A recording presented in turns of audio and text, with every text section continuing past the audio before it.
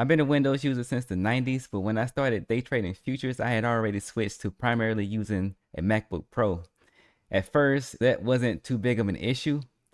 I was using a basic strategy with generic trades platform and TradingView. However, as my approach to trading advanced and I discovered Sierra Chart, I ended up buying another Windows machine just for trading. Back then, I didn't know about tools like Parallels, and I wish I had because it would have saved me a lot of money and desk space in my small studio apartment in the Philippines. Instead of spending that money on a new computer, I could have invested it into becoming a better trader, which would have likely shortened my journey to trading proficiency. So maybe you're in a similar situation where you own a Mac device and you're wondering if advanced trading software that was made for Windows like Sierra Chart or Ninja Trader or multi-charts or whatever you want to trade on will work on a MacBook. If that's you, or if you're just curious, you've made it to the right place. So in this video, I'm going to break down how I run Parallels Desktop with Sierra Chart seamlessly on my MacBook Pro, with a couple tips to getting the most optimal use out of running Sierra Chart on a Mac device. Now, of course, there are other options for accomplishing this goal, but I prefer Parallels as my solution for bridging the gap between Mac OS and Windows trading software. All right, so let's get right into this. So if you're not already familiar with Parallels Desktop, just a real quick breakdown. This is not the first video that I made about this, but Parallels Desktop is a virtualization software that allows you to run Windows applications directly on your Mac. It's fast, reliable, and fully optimized for Mac OS, so you can trade with your favorite platform even if you only own a Mac device. Of course, if you've been following me for a while, you already know that I prefer Sierra Chart, so that's what we're going to talk about for this video. So let's scroll down here on this page, here on this Parallels page, and let's see what the minimum requirements are to install Parallels on your MacBook. Now, this here is just the minimum requirements. You can see you got your Mac OS versions over here. I'm currently running Sequoia 15.3.2. And I got a 13-inch MacBook Pro with the M1 chip, and I got 16 gigabytes of RAM. So you see I'm running the M1, but it also works with any Apple Silicon chip, and it also works with these Intel processors for minimum requirements that'll work for you. Only 4 gigabytes of RAM, and you can see the storage and the graphics over there, right? But for best performance, they also give you a list of recommendations to get the best performance out of running Parallels, right? Now, when I started using this, I did have a MacBook with an Intel processor, and it worked just fine. But you can see that, the ones that they put up here is the Intel Core i5, the i7, and also the i9, and of course the Xeon. Now, in terms of choosing which one you want to go with, if you decide to take this approach, there's the standard edition, and you can run it on the standard edition. You probably won't have any issues on the standard edition, but for me personally, I like the Pro edition, the Parallels Pro edition, and because it allows you more flexibility to make adjustments to the resources that's allocated for Parallels so that you can get the best performance while you're running whatever you're trying to run on your Mac with Parallels. And of course, in addition to that, you're going to need a Windows operating system license when you're installing Parallels and you're installing Windows on Parallels. Now, in terms of setting all of this up, I've already made a video, so I'm not going to go over all of that again in this video. A link to that video will be in the description below. And in addition to me giving you a complete walkthrough for how to install Parallels and how to install Sierra Chart, I also show you where you can get cheap license keys for a Windows operating system. So go ahead and check out that video for all the details in the description below. So from my experience, you shouldn't have any issues just running Sierra Chart. But if for some reason like things are running kind of slow or it's not giving you the performance that you would like, you can make adjustments to how it allocates the resources. One way to do that, you have an icon here that should be at the top of your window or your screen, and then you'll go to Preferences or Configure. Either one of those will really take you to the right place. Or you can go over here to Actions and go down to Configure. So the first thing we're going to look at is optimization. And for these changes to take effect, and even for you to make some changes, you'll have to shut down your virtual machine and make your changes, and then you can restart it back up. I'm just gonna show you some things to look at. I'm not gonna go through all of that. It's just let you know where the things are. So you can change this setting here, the optimization, to see if changing this gives you the performance that you're trying to achieve. You can also go over here to the hardware, and you can change your CPU and memory allocation. I have mine set to automatic, or you can do it manual if you're looking for more specific settings based off of your setup. Now, in terms of experience, one thing I want to point out here is, let's say you see how I have this and everything feels kind of like I don't have a lot of space compared to like my normal setup.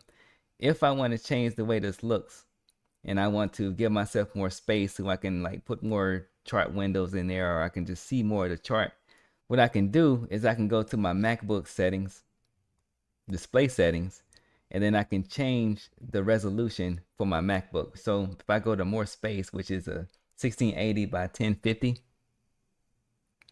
and you see now it gives me, so now I can move these windows around.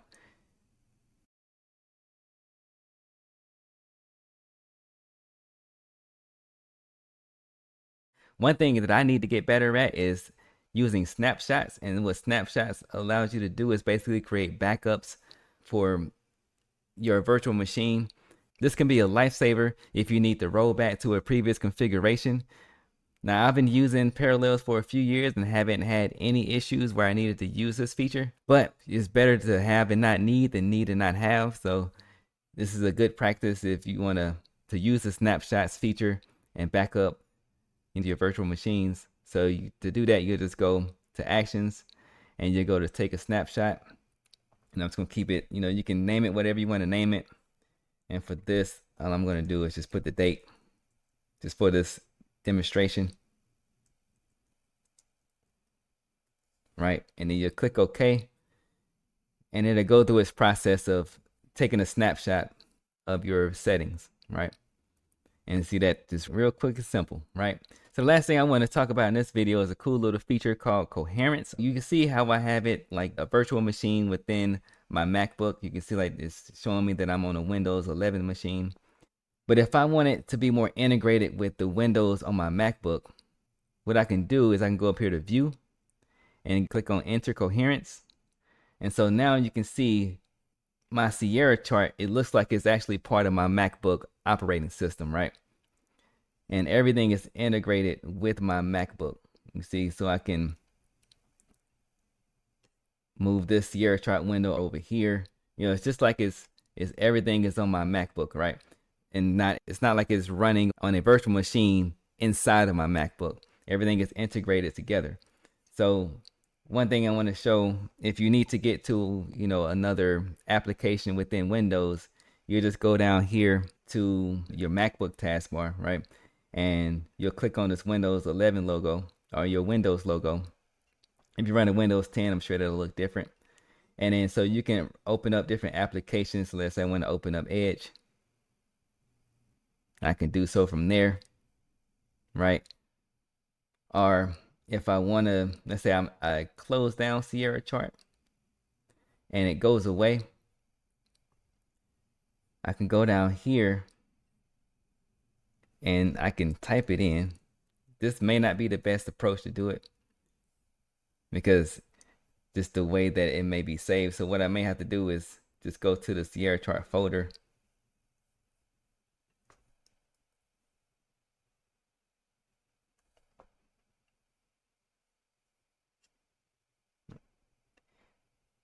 Where I have Sierra charts, and then I can just open it up this way, right? I use a 64 executable. Now, the MacBook Pro that I have has the touch bar. So when I bring up this Windows,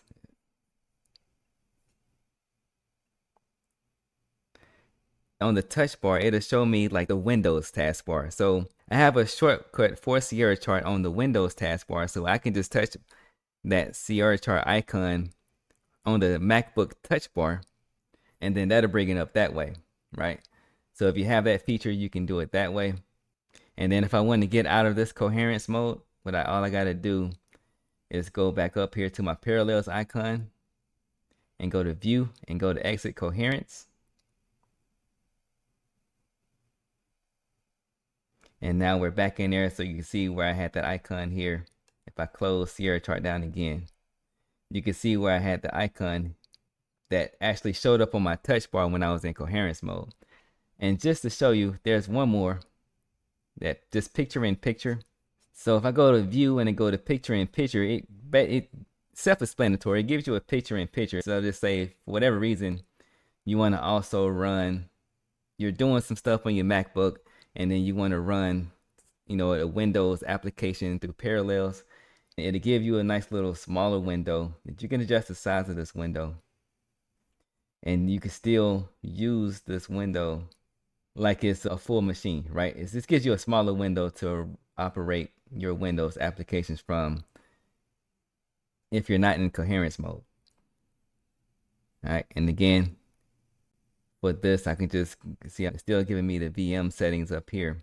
So I can just exit picture-in-picture, and that'll take me back to my regular setup, right? And then, of course, there's also the full screen mode.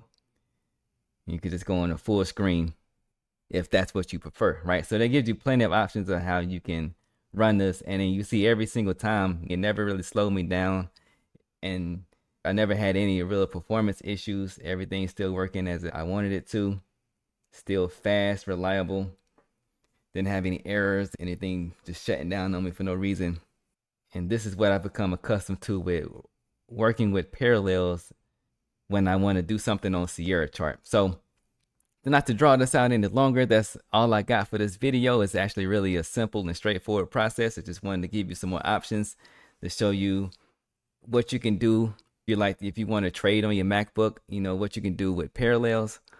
So we can see that with Parallels Desktop, you can execute your trades seamlessly on your Mac, getting the full power of Sierra Chart or any other trading platform that you prefer without compromising on performance. It gives you the same exact high-speed, responsive trading experience that you would get with running this on a Windows machine. And actually, in my personal experience, in some cases, running Sierra Chart through Parallels on my MacBook actually gives me better performance than running it on my actual Windows gaming laptop. If you've made it this far, please give this video a like to let me know that you found this helpful. Also, feel free to share it and subscribe so that you can see more videos like this and tips on how to get the most out of your trading. Any questions that you may have about using Parallels or Sierra Chart, or any comments that you may have or tips that you may have about that, go ahead and leave those in the comment section below. I'd love to hear from you. And until next time, trade it easy.